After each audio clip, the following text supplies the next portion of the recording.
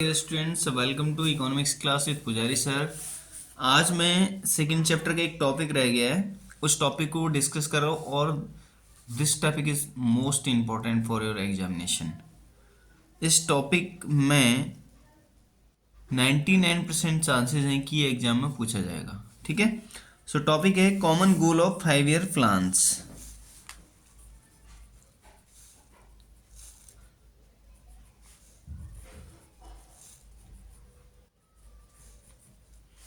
Common goals of 5 year plan. ठीक है, अब देखो इसको हिंदी में क्या कहते हैं, पंचवर्षीय योजनाओं का सामान्य लक्ष्य। पंचवर्षीय योजनाओं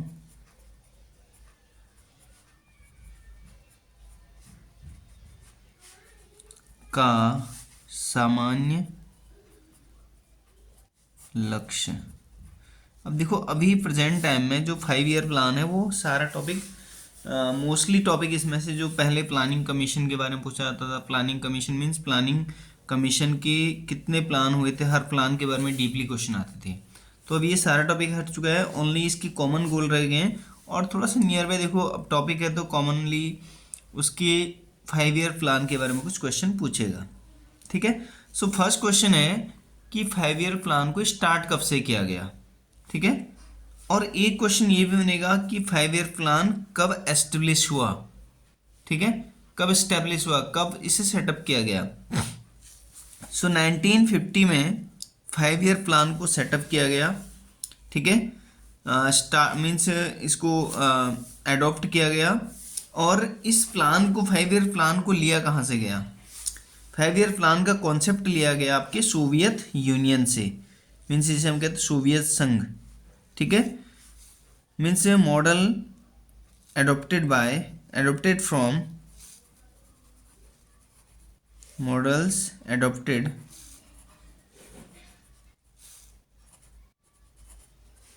from सोवियत संघ यूनियन।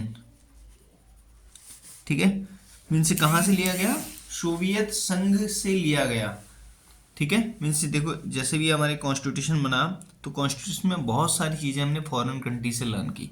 सो सेम एज इस जो 5 ईयर पंचवर्षीय योजना थी इसके कॉन्सेप्ट को लिया गया सोवियत संघ से और इसे कब लिया गया, 1950 में।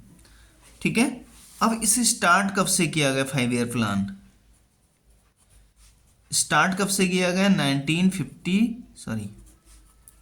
1951 से फर्स्ट 5 ईयर प्लान को स्टार्ट किया गया। ठीक है, अब 1951 से फर्स्ट 5 ईयर प्लान और टोटल हमारे चले 12 प्लान। ठीक है, कब तक चले, 2017 तक। 2017 तक टोटल 12 प्लान चले हमारे। इसको माइंड में सेट करना, एमसीक्यूज में ये क्वेश्चन पूछे जा सकते हैं। मीन्स 2012 से लेकर 2017 तक लास्ट 5 ईयर प्लान था। ठीक है, अब इस 5 ईयर प्लान का मोटिव क्या था। देखो 5 ईयर प्लान का मोटिव जो कॉमन मोटिव था वो मोटिव था आपका कि इसका कंट्रीज के अकॉर्डिंग इंडिया का डेवलपमेंट हम कैसे करें।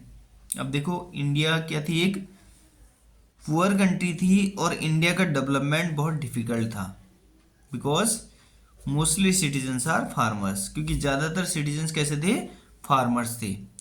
तो उसे उस फार्मिंग सेक्टर को इम्प्रूव करने के लिए, इंडस्ट्रीज़ को सेटअप करने के लिए टाइप्स ऑफ प्लानिंग के यूज़ किया गया।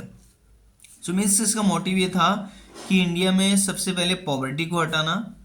ठीक है, और जो फार्मर्स हैं वही ज़्यादा पुअर हैं तो फार्मर्स को पहले स्ट्रॉन्ग बनाना। ठीक है, तो उसको कॉन्सेप्ट को यूज़ किया गया। ठीक है, अब तो टोटल हमारे ये कितने प्लान चले, 12 प्लान चले। अब प्रेजेंट टाइम में 2015 में इसका नेम चेंज कर दिया गया। 1 जनवरी 2015 इसका नेम चेंज हो गया NITI, जिसे हम कहते हैं नीति आयोग इसे कहा जाता है प्रेजेंट टाइम में।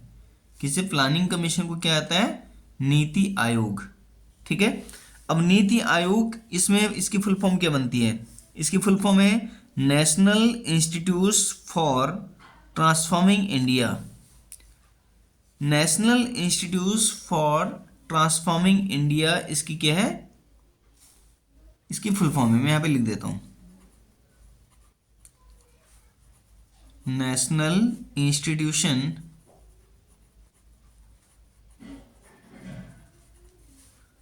फॉर ट्रांसफॉर्मिंग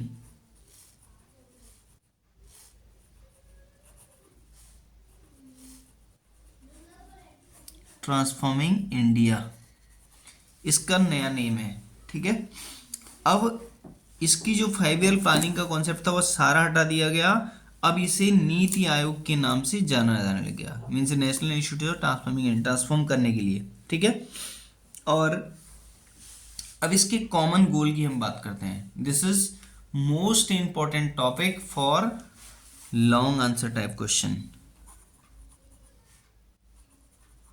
कॉमन गोल, ठीक है। अब कॉमन गोल मीन्स क्या होता है, सामान्य लक्ष्य। क्या होता है, सामान्य लक्ष्य मीन्स टारगेट, टारगेट गोल को ही टारगेट कहते हैं। सो इसके कुछ 5 ईयर प्लान के कुछ इंपॉर्टेंट कॉन्सेप्ट थे, इंपॉर्टेंट गोल थे, जो मैं आपको वन बाय वन एक्सप्लेन कर रहा हूँ। फर्स्ट था जीडीपी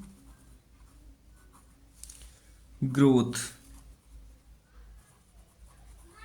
फर्स्ट 5 ईयर प्लान का मोटिव था, मीन्स जो कॉमन गोल था वो क्या, जीडीपी ग्रोथ, मीन्स इसे हम क्या कहते हैं, जीडीपी वृद्धि, जीडीपी में वृद्धि। सबसे पहला इसका जो कॉमन गोल था कि जीडीपी कैसे बढ़ेगी। अब देखो, gross domestic production, gross domestic product को हम कैसे बढ़ाएं। डोमेस्टिक लेवल पे क्या होंगी, इंडस्ट्रीज होंगी, और उन इंडस्ट्रीज को रॉ मटेरियल प्रोवाइड होगा, तो देन हमारी जीडीपी ऑटोमेटिकली बढ़ेगी। ठीक है, अब इसका जो फ्लो ऑफ गुड्स है, मीन्स जो गुड्स को हम फ्लो करते हैं मार्केट में, या जो सर्विसेज को फ्लो, देखो आज इतने सारे इंस्टीट्यूशन हैं, एजुकेटेड पर्सन दे रहे हैं, और वही एजुकेटेड पर्सन क्या कर रहे हैं, टाइप्स ऑफ सर्विसेज आपको दे रहे हैं, जैसे like as doctor, teacher, lawyer, bankers and insurance agent and types of other types of employer. वो सारे सर्विसेज आपको दे रहे हैं, लेकिन उनको रेडी कौन कर रहा है, इंस्टीट्यूशन। और गुड्स को फ्लो करना, जो प्रेजेंट टाइम में टाइप्स ऑफ इंडस्ट्रीज सेटअप हैं, उनको सेटअप करने के लिए भी एक एजुकेटेड पर्सन की नीड है। और वही एजुकेटेड पर्सन बहुत सारे गुड्स के प्रोडक्शन में new improvement of new technology changes या रिसोर्सेज को प्रॉपर तरीके से यूटिलाइज करने का कॉन्सेप्ट कौन बनाता है, यही एजुकेटेड पर्सन बनाते हैं। एंड देन डेफिनेटली कंट्री की जीडीपी क्या होगी, इंक्रीज होगी। ठीक है, और प्रोडक्शन एक्टिविटीज को इंक्रीज करना। सो सेकेंड इसका जो कॉमन गोल है वो है आपका modernisation.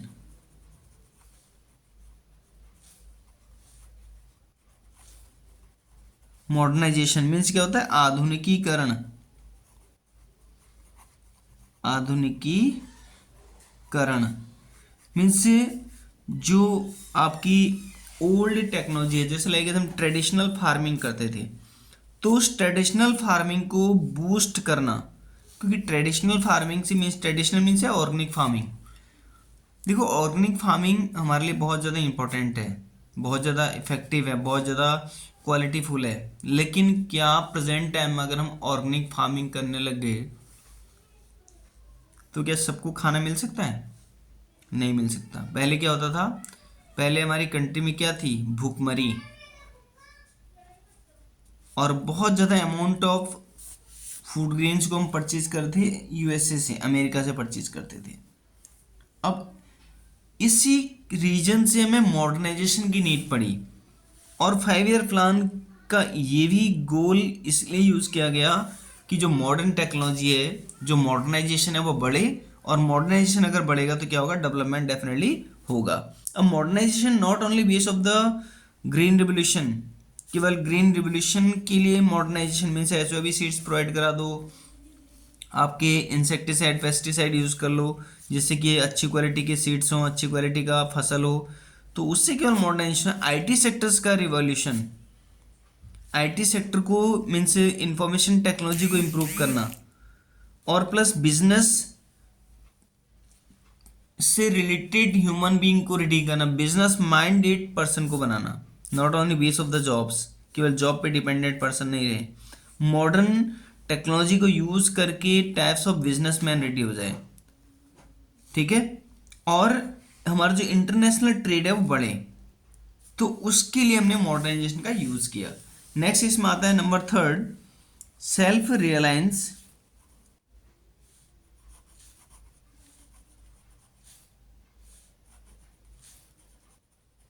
Self reliance and self sufficiency.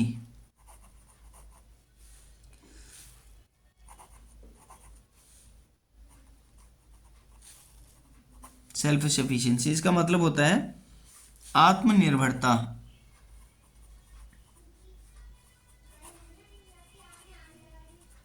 आत्मनिर्भरता मीन से होता है कि अपने आप पे डिपेंड होना, जैसे like as you all students not on the self reliance और सेल्फ सफिशिएंस। आप किस पे डिपेंडेड है प्रेजेंट टाइम में? आप पेरेंट्स पे डिपेंडेड है। सो यहाँ पे हमें कंट्री को ऐसी नीड थी कि जो मोस्टली पॉपुलेशन है वो अपनी कंट्री की गुड्स पे डिपेंडेड हो, not purchase from the rest of the world. हमें फॉरेन कंट्री से इंपोर्ट करने की नीड ना पड़े, उसे सेल्फ रिलायंस कहते हैं। मीन्स दूसरे कंट्री की बेसिस पे हम अपने लिए खाना नहीं उगाएं, या सॉरी दूसरी कंट्री की एक उगाए हुए फसल को यूज करके हम अपने आप को सेटिस्फाई ना माने। We have need to grow from their country, हमें अपनी कंट्री से ही उसे ग्रो करना होगा। अभी देखो मोदी जी ने कुछ दिन पहले आपसे कहा था कि हमें क्या होना चाहिए, सब्सटीट्यूशन गुड्स बनाने की हैबिट होनी चाहिए अपने इंडस्ट्रियल पर्सन को। अगर हम बहुत अच्छी क्वालिटी की गुड्स भी नहीं बना पाए ना, कोई इशू नहीं, कोई मैटर नहीं करता, बट रिलेटेड गुड इंडिया में रेडी हो जाए। अब देखो इंडिया का पैसा अगर इंडिया में रहेगा सो डेफिनेटली हमें बेनिफिट ज़्यादा होगा। अगर इंडिया का पैसा फॉरेन कंट्रीज को जा रहा है तो हमारे लिए वो डेफिनेटली क्या है, ओनली लॉस है। सो उस कंडीशन में 5 ईयर प्लान में भी इस गोल को यूज़ किया गया कि हमारे कंट्री की जो पर्सन है वो क्या हो जाए, सेल्फ रिलायंस हो जाए, मीन्स सेल्फ डिपेंडेंट पर्सन बन जाए। ओके, नेक्स्ट फोर्थ लास्ट गोल है इसका, इक्विटेबल डिस्ट्रीब्यूशन ऑफ और इक्विटी।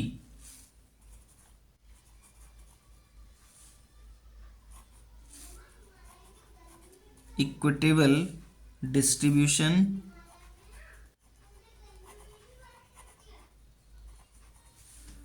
और इक्विटी। अब देखो इक्विटेबल डिस्ट्रीब्यूशन एंड इक्विटी का मतलब क्या होता है, समान वितरण, वितरण या इसे हम कहते हैं हिस्सेदारी।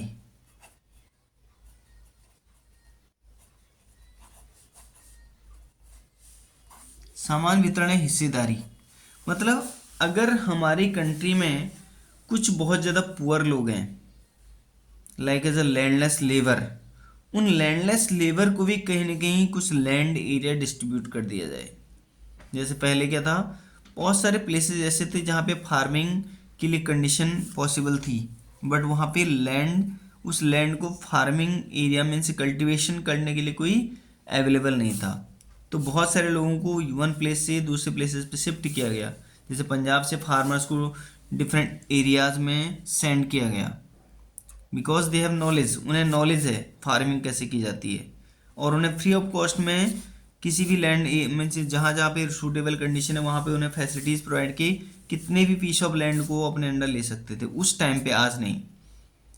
सो उससे क्या हुआ, उससे हमारी इकोनॉमिक ग्रोथ बढ़ी। कैसे? जहाँ पर लोग एक कंजेस्टेड एरिया में रह रहे थे, अब वो कहाँ रहने लग गए, एक ओपन प्लेसेस पे। अब ओपन प्लेसेस पे रहने से क्या बेनिफिट हुआ कि वो बहुत ज़्यादा लैंड को कल्टीवेट करेंगे, और कल्टीवेट करेंगे तो डेफिनेटली उससे क्या होगा, फार्मिंग होगी, और फार्मिंग होगी तो कहीं ना कहीं जिन लोगों के पास खाना नहीं पहुंच पा रहा है उन लोगों के पास खाना पहुंच जाएगा। ठीक है, और टाइप्स ऑफ जो पर्पज़ है हमारे, जैसे लाइक एज लैंड डिस्ट्रीब्यूशन, ये जो हमारा स्ट्रगल है, even the essential life means जो हमारी नीड है, उस नीड को कंप्लीट करने के लिए मीन्स हमारी जो कंट्री के सिटीजन्स की जो भूख है उसे ख़त्म करने के लिए, क्योंकि हमारी कंट्री पहले भूखमरी बहुत ज़्यादा थी, ठीक है। तो उस कंडीशन को कंट्रोल करने के लिए हमने इक्विटेबल डिस्ट्रीब्यूशन या हिस्सेदारी की, कि कुछ लोगों को वहाँ शिफ्ट कर दो जिससे कि वो अपने आप वहाँ फार्मिंग करके मोर अर्निंग कर लें। Okay, so now second chapter is completed. Next topic में आपके लिए लेके आऊँगा नया टॉपिक जो आपका होगा चैप्टर नंबर 3 का, और जिस चैप्टर का नेम रहेगा आपका Indian economy 1950 to 1990। Okay, thank you, take care, give your best. और मैं थोड़ा सा बिजी था 10th क्लास के, एक्चुअल में 10th क्लास के एसएसटी का पार्ट इकोनॉमिक्स में रहता है, तो मैंने सोचा थोड़ा उनके लिए थोड़ा उनको सपोर्ट मिल जाएगा। तो उनका एग्ज़ाम आज कंप्लीट है, सो अब मैं आपके लिए लगूंगा। और please share this video to your friends. Okay, thank you, goodbye, take care.